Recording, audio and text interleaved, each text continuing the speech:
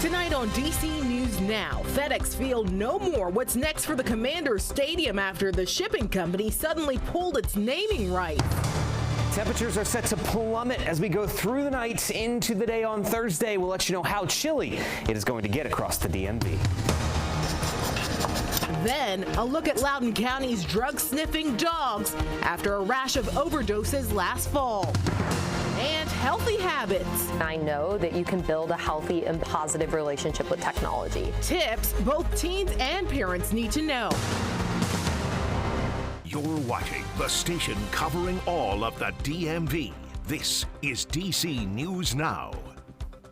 And thanks for joining us on this Wednesday for DC News Now at 4. I'm Mark Hall. And I'm Annalisa Gale. We want to start with the look outside at first. It was cloudy, rainy. You can see the Washington Monument, but, hey, we got through it. It's Wednesday. It's middle of the week. Let's turn it over to meteorologist Damon Matson. Damon, it's been raining all day, but we'll take it. Yeah, exactly right, guys. This rainfall has been something else that we've certainly had to deal with here over the last couple of hours, but it's not just the rain that we are dealing with out there. This storm system is bringing a lot of changes to the viewing area as we progress into the second half of the week. But as we take a look out there at where that rainfall is situated at this point, we do have a good bit of steadier rainfall taking place across the I-95 corridor into the DC Metro. South of the metro area, we even had some steady to heavy rain down towards Stafford, Fredericksburg, and then over towards St. Mary's County. Now, this wave of rainfall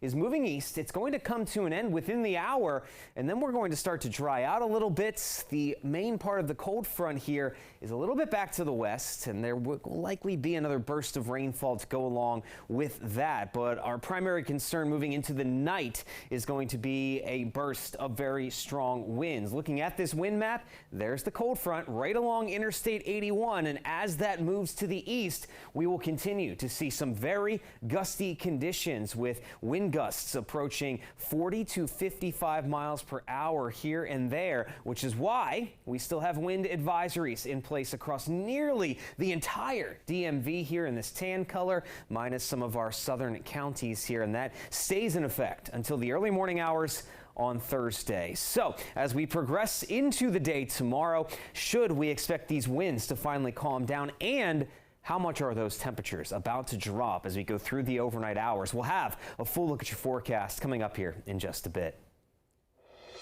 All right, Damon, thank you. Development at this hour at FedEx Field is no more. The shipping company has officially ended its naming rights at the Washington Commanders Stadium in Landover. Big news. Our Randy Bassett joining us live this afternoon with the very latest from the team and FedEx. Good afternoon, Randy.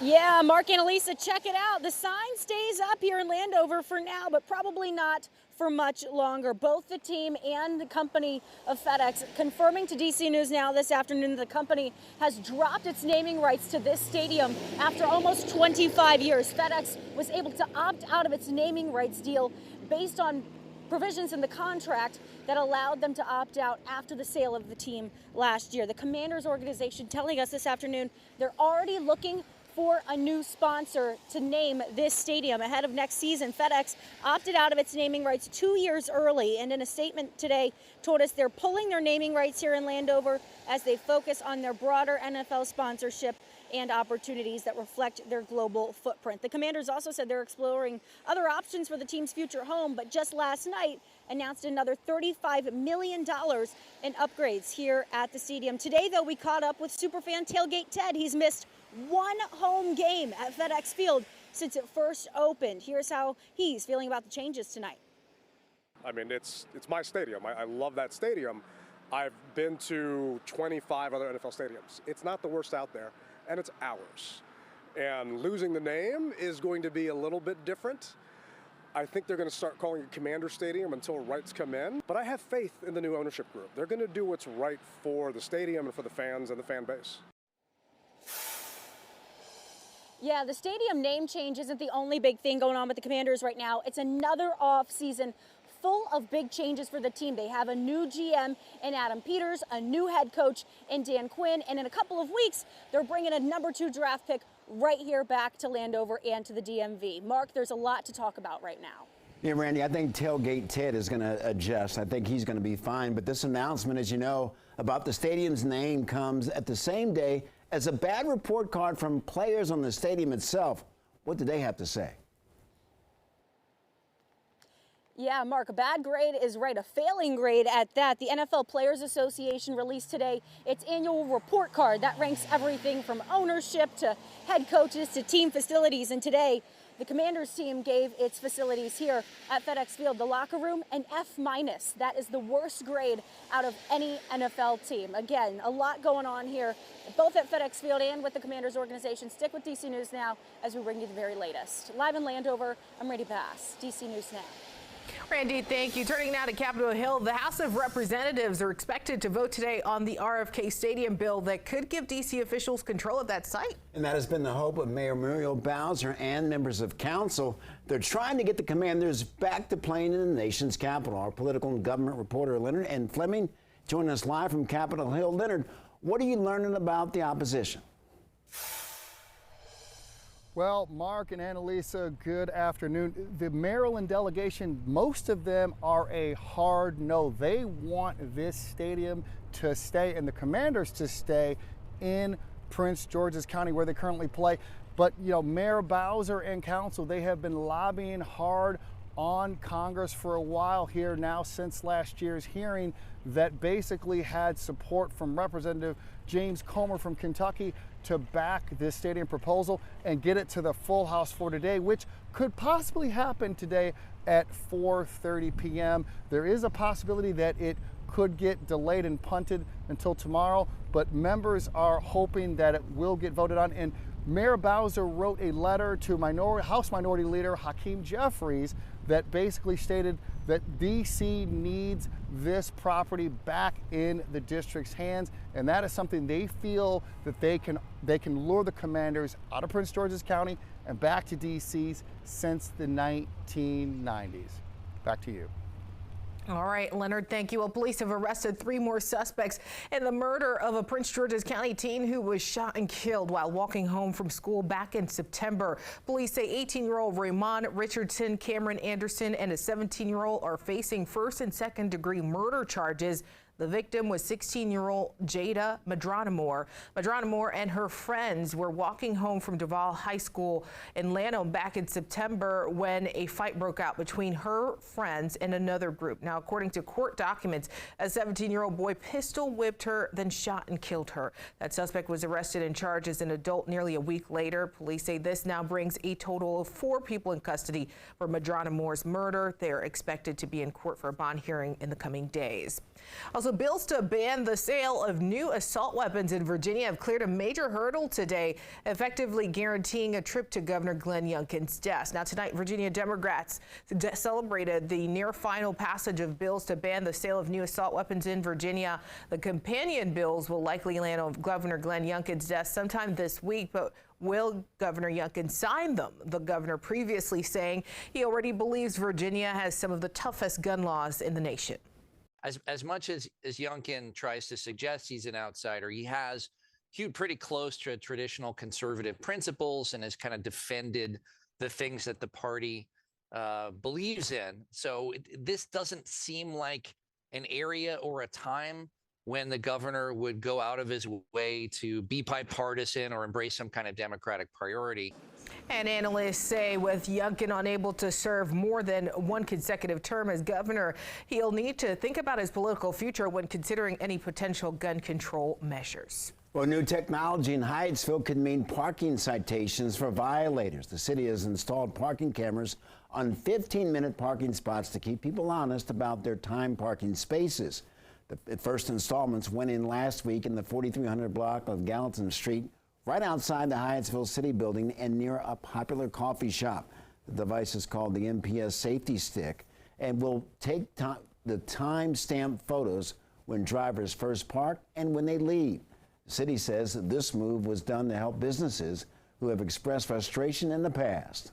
I think the people who come to visit should obey the parking laws and everyone would be happy. But the city itself just moved boulders to get this looking right and to get everyone together? Well, overall, we're never looking to fine people or to maximize revenue for the city through our mechanisms. What we're looking to do is to enhance the parking experience of everyone. We'd like to be able to offer our shorter term spaces for the maximum number of people who need them.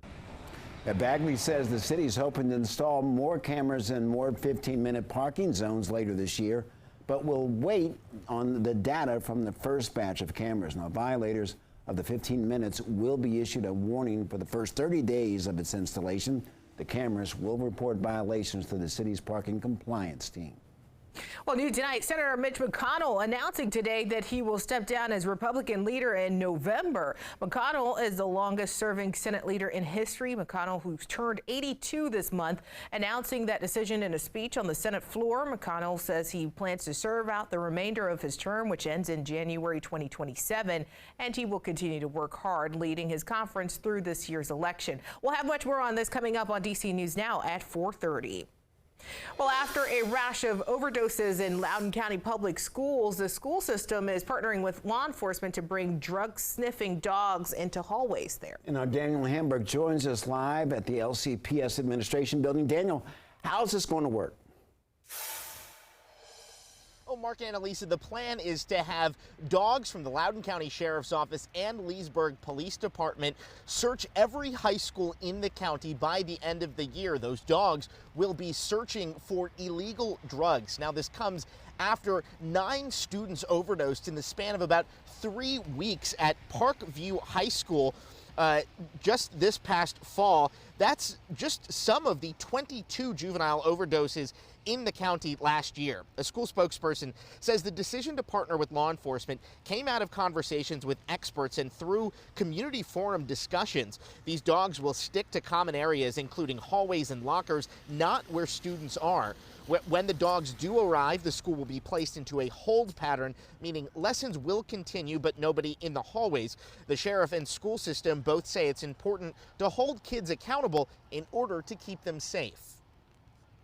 Student safety is our #1 priority, and so we want to make sure that we're sending that message that we are here, we're available, we're trying to address the issue, and we'll use any tool in the toolbox as long as it's appropriate. What we're trying to do out there is save lives, and we want to attack this head on, do everything we can to keep people safe. Now, Loudoun County Public Schools says this new partnership will start next month. That's just in a couple days here. They say that they will not tell how frequent these sweeps will be because they want to keep everybody on their toes and unaware of when they will be coming into the schools. Mark. Well, Daniel, will the school notify parents when this happens? Well, that's a big question that parents are wanting to know. Parents will be told after the sweeps happen. The results of those sweeps won't be revealed, as law enforcement says it could be used in an investigation if they do find drugs. Again, those dogs are looking for illegal drugs. That does not include marijuana. We're live in Loudoun County. Daniel Hamburg, DC News Now.